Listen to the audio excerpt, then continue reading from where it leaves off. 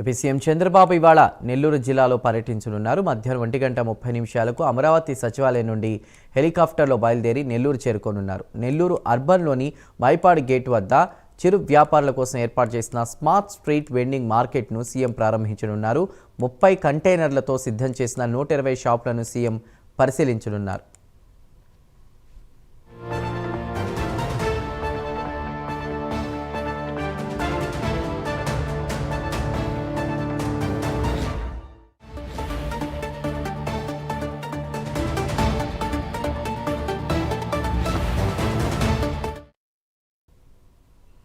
ఇక కార్యక్రమం అనంతరం వెంకటాచల మండలం ఎడగల గ్రామానికి చేరుకుని అక్కడ నిర్మించిన నందగోకులం లైఫ్ స్కూల్ను సీఎం ప్రారంభిస్తారు. అక్కడి విద్యార్థులతో ముఖ్యమంత్రి మాట్లాడనున్నారు.